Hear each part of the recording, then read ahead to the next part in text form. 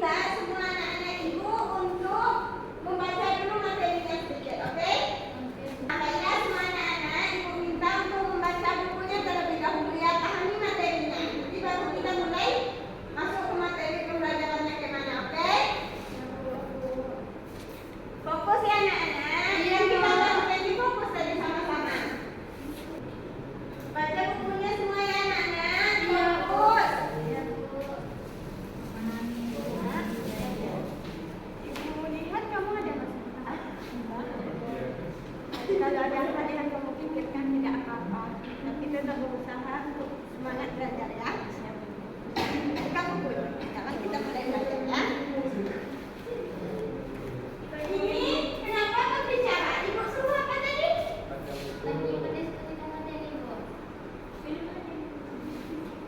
Diskusikan materi. Ya, berbicara anak-anak. Dia nggak bawa buku, Bu. Jadi kesini, Bu. Kenapa tidak bawa buku, Nek Dava? Lupa Bu, tinggalan Jadi niat belajar atau enggak? insomnia.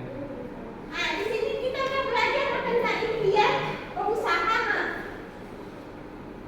Nah, banyak loh orang yang pengen sekolah kayak kita, tapi nggak ada dapat program faktor ekonominya.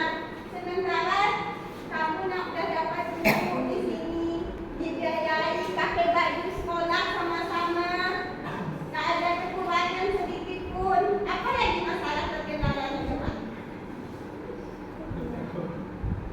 Lupa buku.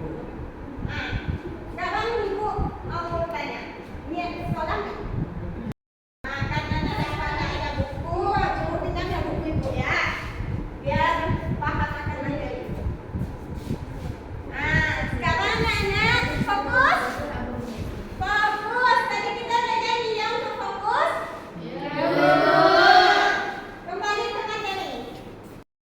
Nah, siapa anak-anak di sini yang bisa menceritakan tentang pengalamannya yang menggambarkan tentang ikhtiar, tawakal, sabar, syukur dan qanaah? Silakan angkat tangan. Oke, silakan Mbak Indira. Coba ceritakan. Dulu Bu, saya SD, nilai saya tuh jelek sekali, Bu. Bahkan keluar dari 10 besar, kami ada 35 orang kan, Bu.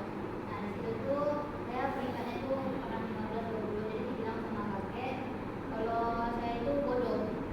Pokoknya dijelek-jelekkan kan, Bu, karena saya nggak sama dengan saudara-saudara saya yang nilainya bagus. Jadi saya merasa berkecil hati, saat juga saya merasa kayak asing di keluarga saya, Bu. Nah, setelah itu karena saya merasa saya nggak bisa gini terus kan, Bu. Saya juga pengen buktikan ke keluarga saya kalau saya itu bisa. Jadi berikutnya saya diam-diam belajar giat segala macam, ngurung diri, Bu, di kamar segala macamnya, dan akhirnya saya mendapatkan juara, Bu.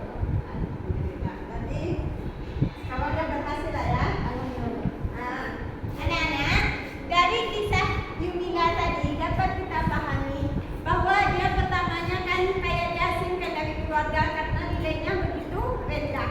Tapi dia punya niat dan tekad. Innamal a'malu binniyat. Kita akan mendapatkan apapun yang sesuai dengan kita niatkan. Jadi selagi Yumila ini dia masih punya niat untuk dia pasti akan berhasil suatu saat. Jadi dari cerita Yumila tadi itu sudah sangat menggambarkan tentang ikhtiar, tawakal, sabar, syukur dan qanaah. Kenapa ibu bilang seperti itu? Karena dia merasa diasingkan dari keluarga, tetapi dia punya niat untuk berhasil. Nah, disitulah dia menggambarkan ikhtiarnya. Nah, kemudian dia juga tawakal. Dia bukan hanya fokus kepada usaha saja, tetapi dia berserah diri kepada Allah. Pokoknya apapun yang terjadi, rencana Allah dan yang terbaik. Kemudian dia bersabar.